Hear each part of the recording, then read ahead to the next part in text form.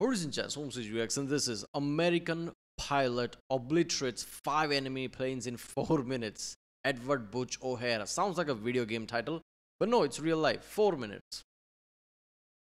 I mean, okay, I don't know, man. I guess how is like dog fighting works in sky, right?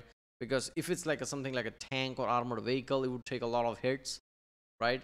But on sky, like it's few bullets is enough to like like kill a plane, right? But then again, I've watched videos from Federation which talks about like a lot of bullet holes hitting a plane, but still not like dropping. I forgot the video. What video was that? But something like that. So I don't know. I guess it can happen, but I don't know. 5 enemy planes in 4 minutes. That would imply he was swarmed by those 5 enemy planes, and somehow still dodged and killed all of them, like a video game protagonist or something. That's the case with all Federation stories. They are all ridiculous video game style stories, but they are real story. Somehow nobody talks about it besides Federation. That's the one thing. Every time I'm like surprised by the title because I've never heard of it. Then I watch the whole video. It's an insane video, right? Insane story, and then nobody talks about it.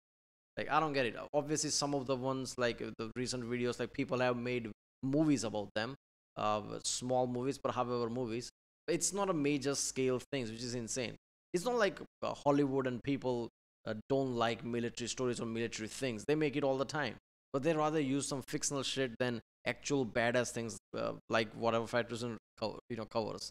This is gonna be something similar, I'm guessing. So let's watch it.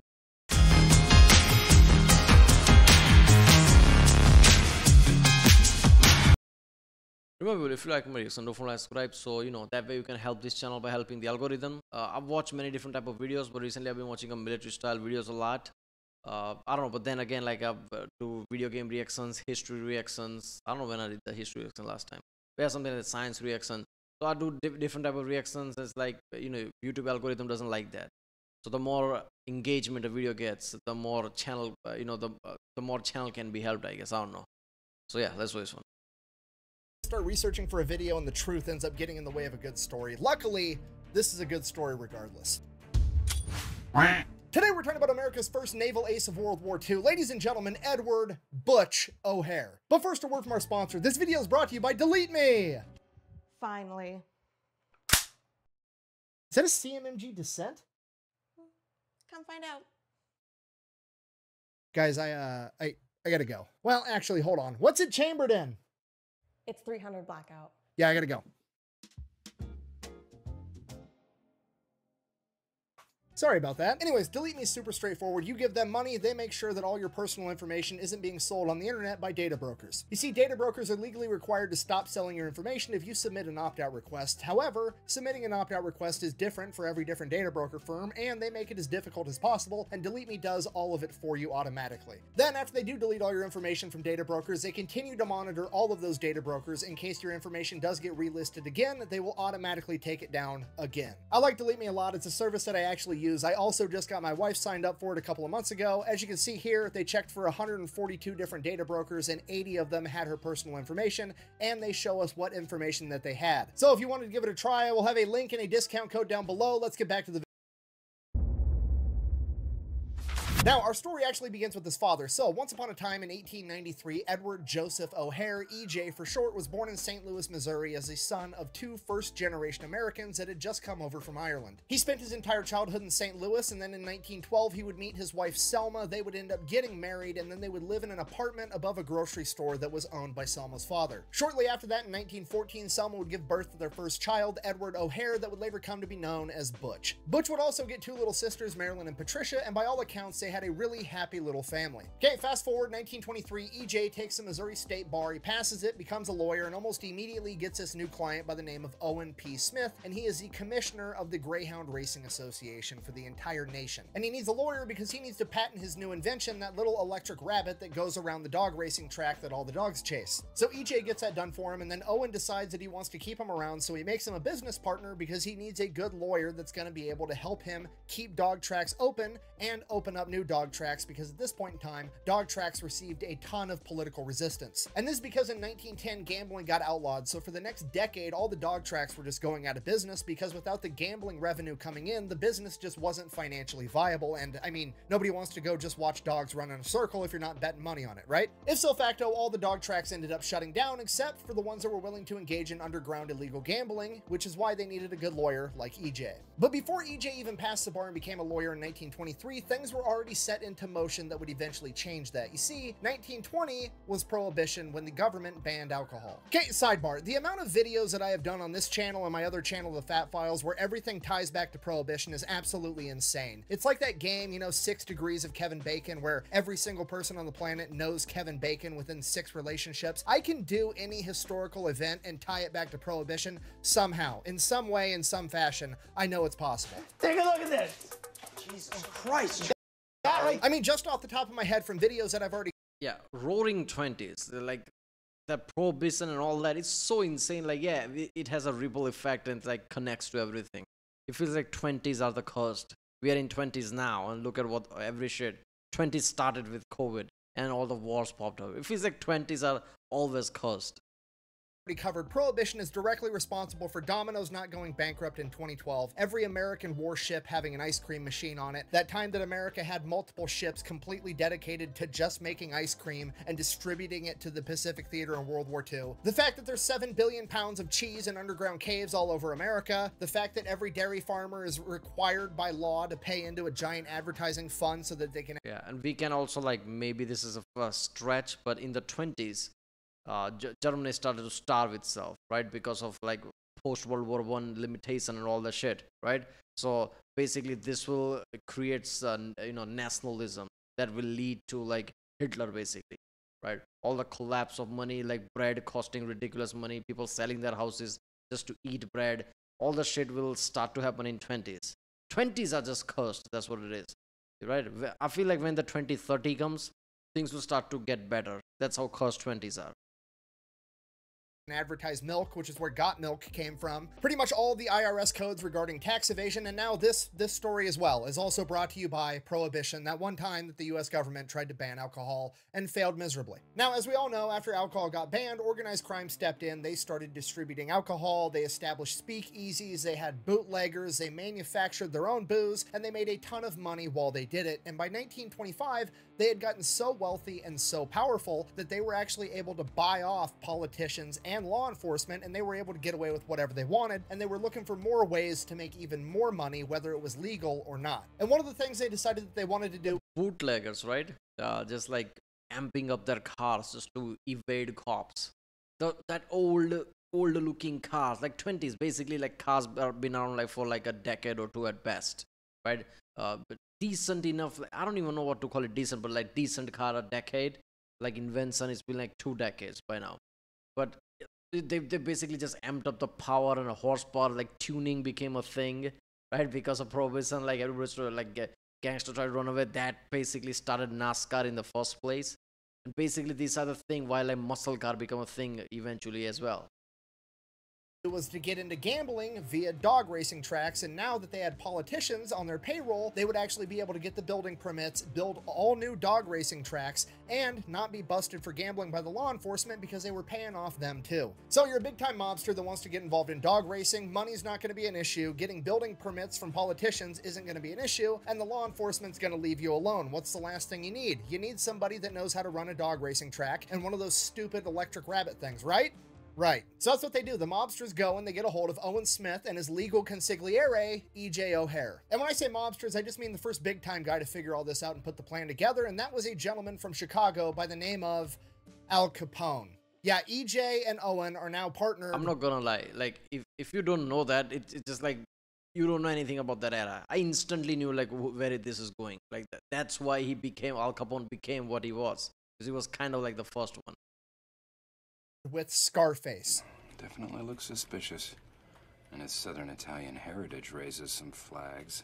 Using Capone's connections, they end up building dog tracks in Chicago, Miami, and Boston, and they make a ton of money. And this goes on for years, and EJ ends up earning his new nickname from the mob, Easy Eddie. And back at the O'Hare house, they go from, you know, doing pretty okay financially to being very wealthy very quickly. And despite EJ, Easy Eddie, dad, being in bed with the mafia and working with Al Capone, when he's back home, by all accounts, he is a terrific father to all three of his kids and a great husband to his wife. But Butch, his son, is the absolute apple of his eye. They have a really special relationship. Using all this new money he has, he goes up, he takes him camping, teaches him how to shoot guns, and then he even gets into flying airplanes, loves taking Butch up into the airplane with him, and sometimes even letting him take control of the plane, and Butch falls in love with both flying and shooting guns. And this goes on for years, being a bad guy for a living and being a good dad back at home. So fast forward 1927, Owen P. Smith ends up passing away. Now, since his business partner just You have no idea how many gangsters and like criminals generally like are good to their families. Not all of them, obviously, like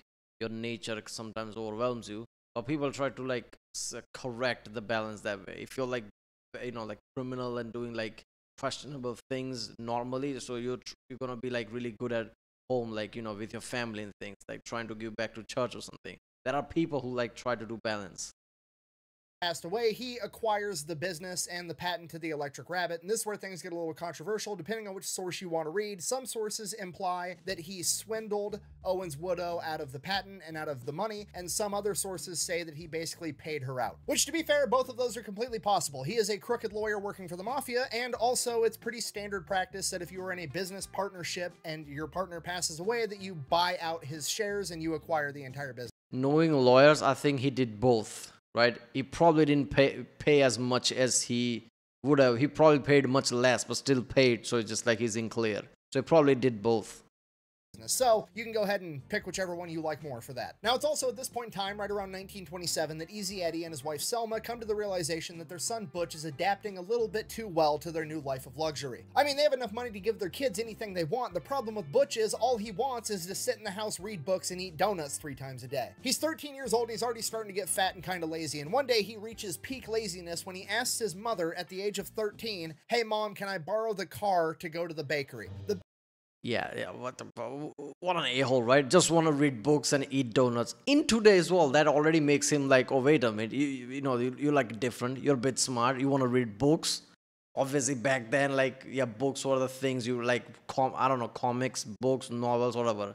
But yeah, in today, if anybody's just like, oh, my son, he's a deadbeat, he only reads books at the age of like, well, in early teens. He just reads book and eat donuts. We're like, yeah, it's not so bad now. Bakery is literally 4 doors down. At least he's not on the internet. Donuts. He didn't want to walk like 60 feet to go get a box of donuts so he could eat it. At that point, his parents realized that they had a problem on their hands. So they do what any good parents would do. They come to him with love and compassion, and they hold his hand, and they look deeply into his eyes, and they tell him, it's okay. I'm just fucking kidding. They sent his ass straight to military school. It's a fat camp. Yeah, these 1920s.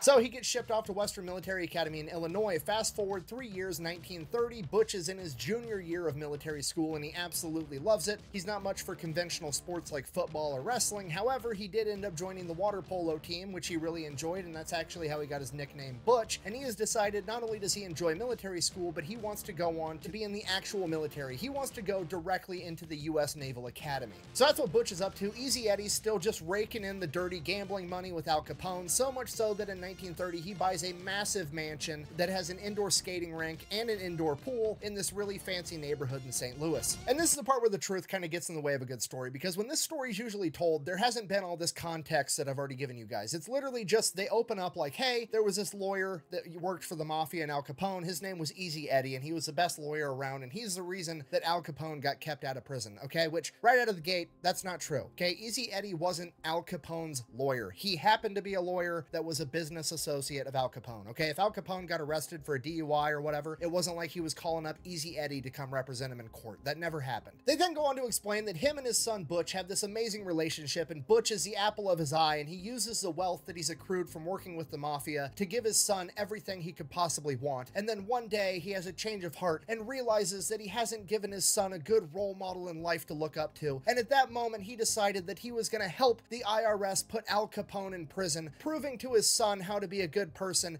and then the mafia assassinates him for it. And then his son, having seen his father lay down his life to do the right thing, decides that he's going to go off and become a war hero in World War II, and it's this happy story about redemption and doing the right thing, and it's also completely fucking made up and nonsensical. Okay, that story sounds great if Butch is like a 7-year-old little boy. He's Wait a minute, is that the story people tell? Because everything like Ferguson said from the start of the video, that's like such a spin. But then again, that happens way too much time, right? I've grown up now. Like I'm at my 30, right? I'm 30 years old right now. I research shit a lot, especially what things happening around the world, right? One of the reasons I started Reaction Channel, because I'm like, I like to know things, right? So I see certain stories that have been told, even in like something like John Oliver, right? When John Oliver covers something that I already kind of know about and like researched it a lot, I realize like how he's like skipping over things. The same thing with other media as well, like CNN and Fox News, all sides. Like they mold the story in a way. I don't know if it's their fault or they didn't research it right, but it just story gets molded in a way like that's not really the truth, right? It's not really a lie, but it's just like molded just the way here, right? Just the way story told, like, oh, Al Capone's lawyer. Not really lawyer. He was just like with business with him. He wasn't the lawyer of Al Capone, but no, just like he was a lawyer. He was with Al Capone, so he was Al Capone's lawyer. Like, what the fuck? He's not. He's 17 and he's been in military school since he was 13 and he's already about to go into the U.S. Naval Academy, okay? Not to mention, because he was slacking and just like eating donuts, his parents literally like put into boarding school or military boarding school. That's how he got there. Not that he suddenly just realized like this is my life missions and whatever shit like that. Know how fucking mad I would be if my dad that I had a great relationship with, like one of my best friends that I confided in at the age of 17, and he came to me and was like, son, I've done some pretty bad things in my life and I've decided to prove to you how to be a good man. I'm gonna go ahead and turn myself in and get myself assassinated by the mob just to show you how to do the right thing. You know what I mean? Like, hey, dad, counteroffer, hear me out. What if you just retired, you're already rich, and then you just stopped doing bad stuff? That would set a pretty good example. I'm also 17, so I don't need you to just, like, set the example. I'm old enough and mature enough to understand the concept of, like, hey, do as I say, not as I do, you know? Maybe don't go get yourself killed, basically. Yeah, this is so good because you hear the, do good life, stories about in movies and, like, Marvel stories and that are so black and white and linear, right? That's not how life works, right? There are many elements. If anybody follows something like that, and if like real story does turn out to be something like that, you think like, what a stupid idiot, right? Like he said, like if that guy actually had done all that, his son would be like, what are you, fucking moron? You could have chose 5 other routes than doing that shit. Like, how did that help anyone? It's very linear, but it's just like, oh, good, that's it, like black and white, that's type of mentality. That shit never happens in real life, and it shouldn't, because things are more complex. I mean, there's like, you need to think about things more. It's not just like always some kind of a story that you can think of, right? So every time you see a certain Hollywood movie here and there, right, about like little do good type of story about just simply like, I did this to show my son, and just like does something stupid. It's like that shit never happens in real life. Basically for no reason. This city wept. We lost 2 heroes. There wasn't even an awning in their direction. No, I know. Jumped 20 stories. Doesn't make sense, does it? So again, that's complete nonsense fairy tale land. Not only is it not historically supported, it also doesn't even make sense if you understand people even a little bit. Yes, okay, so seriously. here's what actually happened. In 1930, Easy Eddie does start working with the IRS because he's running all the dog tracks, he's helping Al Capone cook the books, and basically launder all the money, and he's going to be able to show the IRS how he's doing it, which is going to be able to allow them to put Al Capone in prison for tax evasion. Now, from here, there's another myth that honestly I also don't buy, but basically they insinuate that Easy Eddie actually helped the feds put away Al Capone in exchange for guaranteeing that his son, Butch O'Hare, got into the U.S. Naval Academy. Okay, and again, I don't know where this myth came from. I don't know why people believe this. There's almost no historical evidence that supports it, and if you think about it, it doesn't even make sense, okay? The U.S. Naval Academy has like a 10 to 12% acceptance rate, and Butch O'Hare just spent the last 5 years in one of the most prestigious military academies in the United States, and he performed well there. He's pretty much guaranteed a slot at the U.S. Naval Academy at this point, and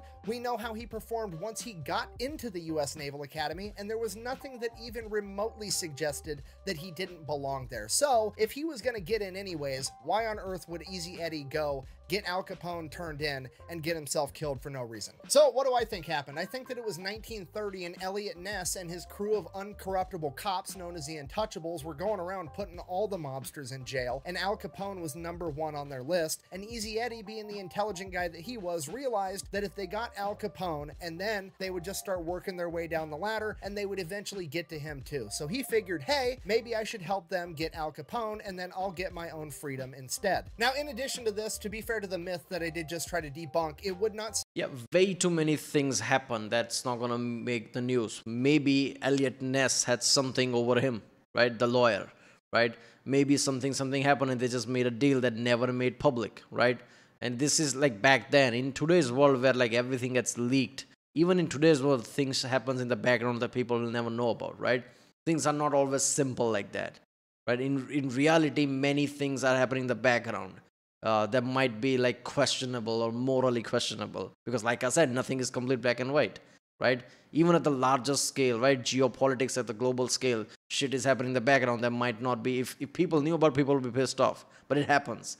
And if that doesn't happen, like things are not going to move forward.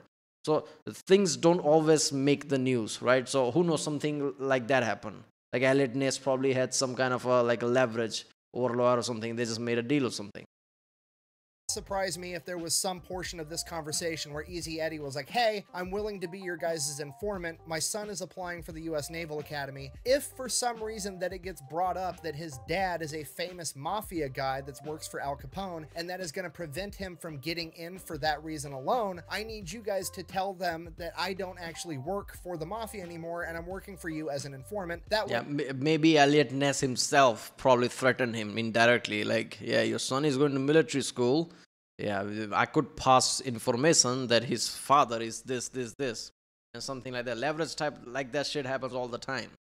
And my son gets what he deserves. Okay, that is a very, very big difference between he got his son in by turning in Al Capone and he got out of his son's way, while also saving his own skin, which was probably his primary goal to begin with. Regardless, Al Capone gets arrested and put in jail for tax evasion in 1931. Then in 1932, Butch sets off for the U.S. Naval Academy. While attending the academy, Butch does a great job and goes back home every chance he gets to hang out with his mom, his dad, and his 2 sisters. Now, right around this time, Easy Eddie and Selma end up getting a divorce, and Easy Eddie actually moves to Chicago so he can be closer to the racetrack that he's running. Okay, fast forward 1937, Butch graduates from the Naval Academy and he decides that he wants to go off to become a pilot. Here's the problem: you can't just go off to become a pilot right after becoming a commissioned officer after graduating from the academy. You have to serve a minimum of 2 years in the Naval Surface Fleet, so he sets off to do that, serving his 2 years on the battleship, the USS New Mexico. So he does that for the next 2 years while dad is back home running the dog tracks in Chicago. Then 1939 rolls around. He's done his 2 years worth of time in the Surface Fleet. He applies to get into Naval Aviation School and he gets accepted. And right as he is about to ship off to go become a pilot, he receives word that his father has been murdered on November 8th, 1939. Easy Eddie had just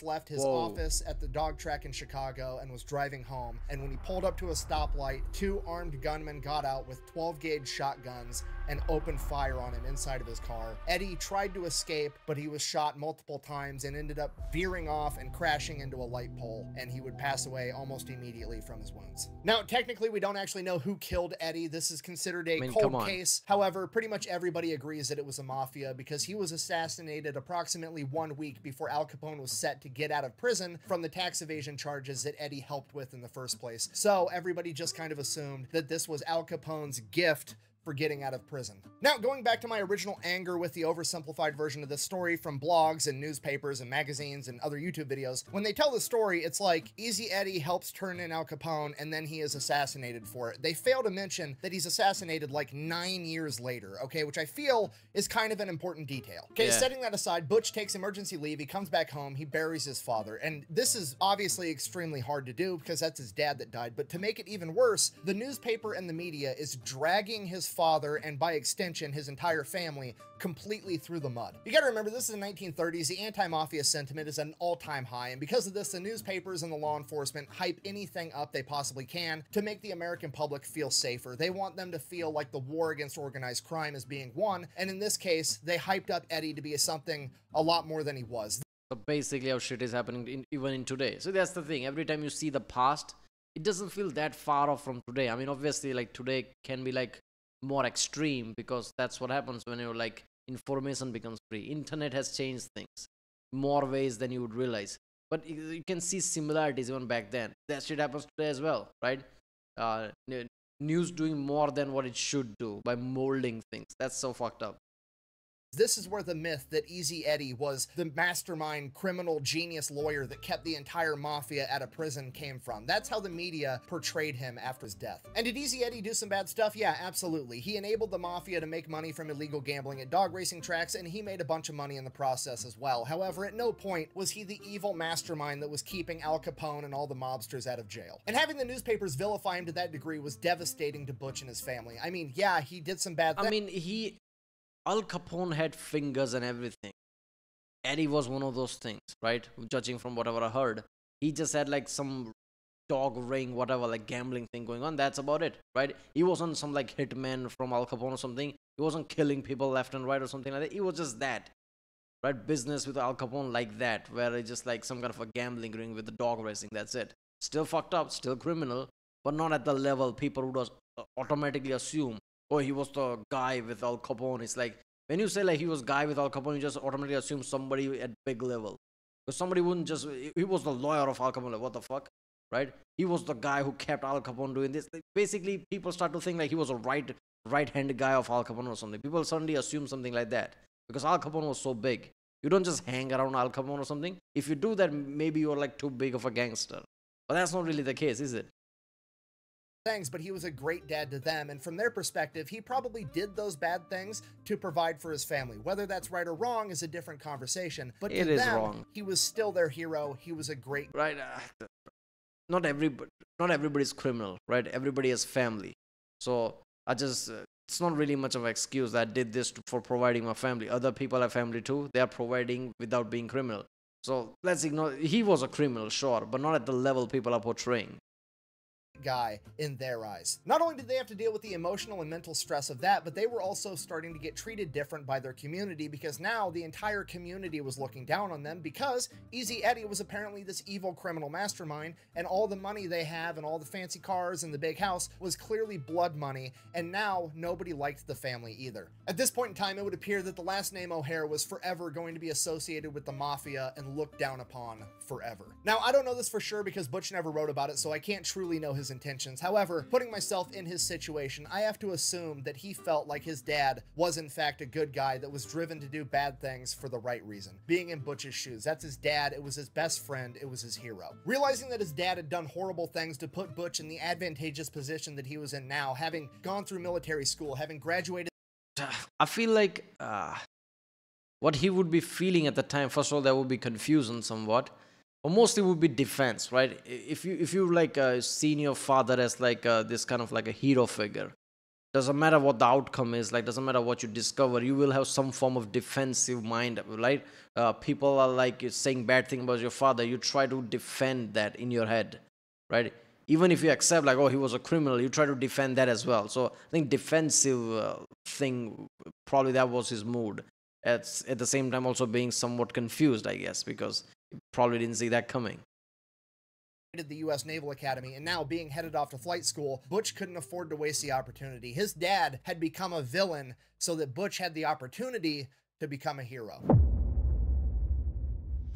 So Butch does the only thing he can do. He goes back out to flight school. While there, he does okay in the classroom. He's not the best at taking written tests, but when it comes to actually getting Butch inside the planes, he is exceptional. He is one of the best pilots they've ever seen, and he's even better at gunnery. This guy can put rounds on target with his eyes closed. He graduates from flight school in May of 1940. Then he gets stationed on the USS Saratoga, an aircraft carrier with VF-3. Okay, now at this point, we got to remember it's early 1940. World War II has officially started, but America is not directly involved yet. That being said, pretty much everybody in the military is aware that America is going to be involved soon, and they are training extra hard to get ready for that, as well as training as many new recruits as possible. So all of America's best warfighters at this point in time... I mean, obviously they're going to think like they're going to do this. Basically World War I version 2, right? Because in World War I, Germany was the Axis, right? Eventually they had to get involved, but by that point war was over. World War II even more intensified. Now there's a singular figure with certain ideology. That wasn't the case with World War I. World War II is even much worse now, right? Even before it started, probably people start to think about this, like this is based on ideologies, right? Whenever like ideologies gets involved, like extremism can rise, right? People have motivation that they wouldn't have any other way, right? So in World War II, people already realized like, okay, Germany single-handedly like dominating Europe like that. So they realized that yeah, eventually we'll have to get involved. So they were preparing basically.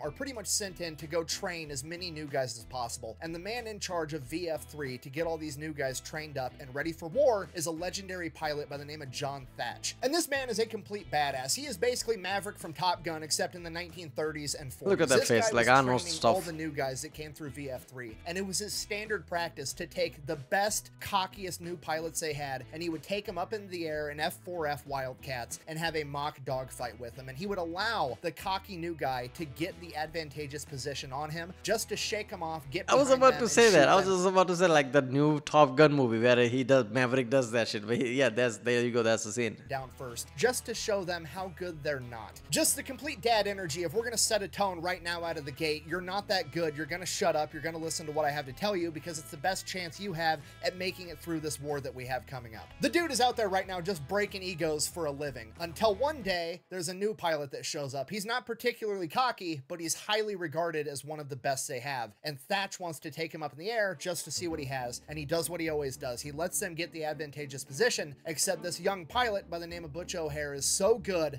that Thatch can't shake him. Now, Thatch is a better pilot overall, but O'Hare is so close in talent to Thatch that if Thatch does give up the tactical advantage, he's not able to recover. After seeing how incredibly talented Butch is, Thatch decides to take him under his wing and becomes his mentor. So they train a ton. It's that Yoda and Luke, the Mickey and Rocky type relationship, and one of the things that they start doing is they start trying to address the issues that they know they're going to run into once the war starts. And the big issue right off the bat is Japan's new fighter plane, the Mitsubishi Zero, that came out in 1940. It is faster and more maneuverable than the Grumman F4F Wildcats by a long shot. Okay, this means not only does the Zero have the edge in combat, it also means that the F4F Wildcats can't really run away because the Zeros will just chase them down and shoot them out of the sky. So Thatch, being the tactical genius that he is, realizes the only chance they're going to have is to fight. This situation is kind of like when he first met Butch and took him up into the sky. Thatch is a better pilot than Butch. However, if he was able to give up that small advantage, he wasn't able to recover. He needs to find whatever that small advantage is that the F4F Wildcat has over the Zero so that he can enable his men to win. And what he comes up with is a tactic that would later come to be known as the Thatch Weave. It's basically a counterpunch because he knows the Zeros are going to end up behind the Wildcats. They're faster,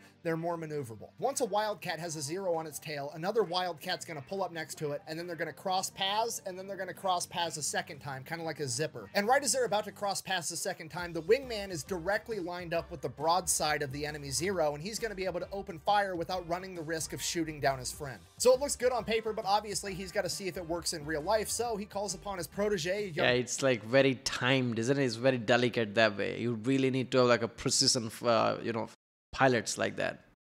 Butch O'Hare to go up with a bunch of other planes to be the bad guys and try to chase down him and his guys where he can test the tactic. And it works out great. Butch was not able to shoot down any of them. The Thatch Weave would then be proven combat effective at the Battle of Midway, and it is still considered a viable dogfighting tactic to this day. During all this training, Butch would actually get some time off. He goes out, meets a young woman by the name of Rita, and on their very first date, he asked her to marry him, and she says yes, because Butch O'Hare doesn't miss. They then go, they have a honeymoon in Hawaii, they come back, and they start living together in Coronado, California, while VF3 is stationed at North Island Naval Center. And while he lived there, everything went great. He was training a ton, he was busy, but he did get to go home to his new wife every single night. And then one day, Thatch decided to make everybody in VF3 come in for extra training on what appeared to be a random Sunday in December of 1941. And they did their training in the morning. Thatch cut everybody loose for lunch, and they were supposed to report back to finish training that night. And as Butch O'Hare was driving to his apartment to meet up with his wife for lunch, over the radio he would find out that Pearl Harbor had been attacked. He gets home, he tells his wife, and I quote, "The Japanese have attacked Pearl Harbor.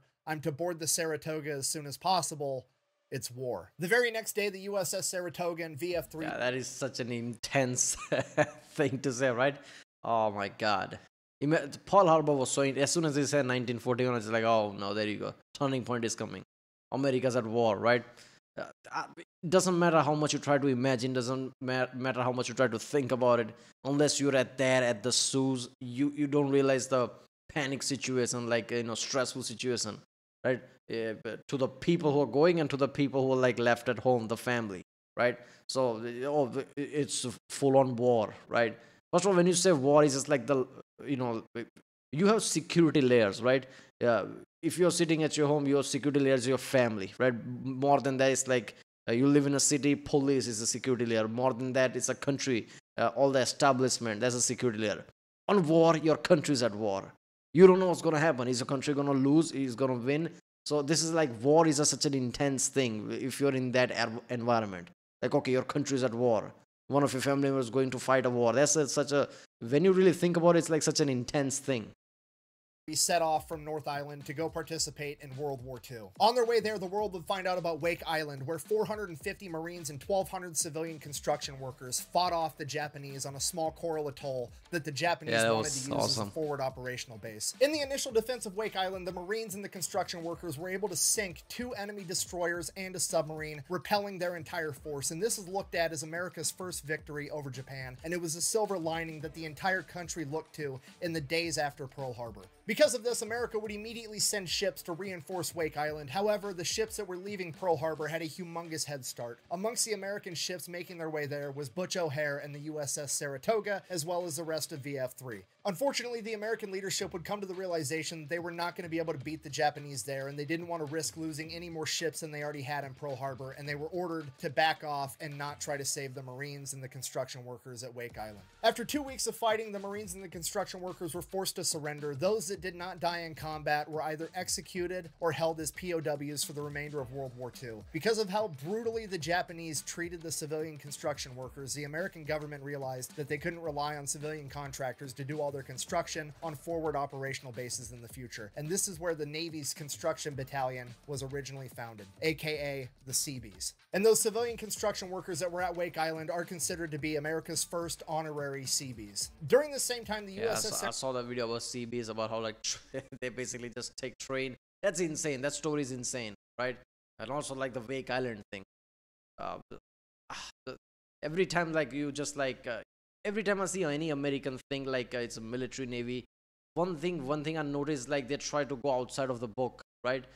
This is how you're supposed to do it. They try to find more innovative things, even if chain of command doesn't want them to do it, and they somehow pull some like really like intense shit, right? Like something like nobody would even think about to should we do that, should we not? They just like on the field while bullets are flying all around, they just do shit. That's insane. If I was somewhere and the bullets are flying everywhere, I won't be able to think, let alone do anything.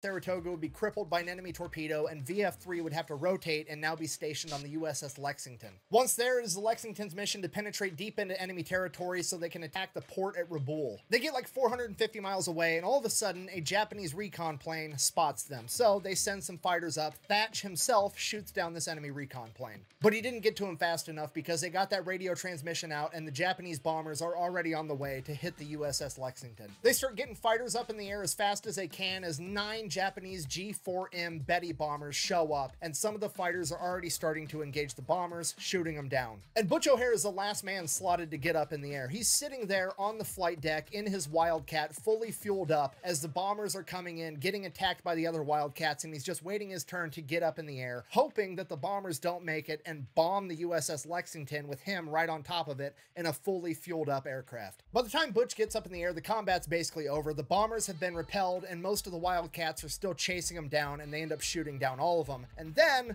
a second wave of bombers gets detected on radar, and this is a humongous problem. You see, all the Wildcats are up in the air, and most of them have been in the air so long that they're out of ammo and fuel, and once those planes return from chasing down that first wave, they're going to have to land. They're not going to be able to fight. By the time that second wave gets close, the only planes available with fuel and ammunition able to fight are Butch O'Hare and the guy that went up right before him, Duff DeFillo. So what do? They do the only thing they can do. Butch and Duff get next to each other, and they are about to engage 9 Japanese bombers in a double V formation, and Butch fires his guns just to make sure they're all working, standard procedure. Duff goes to fire his.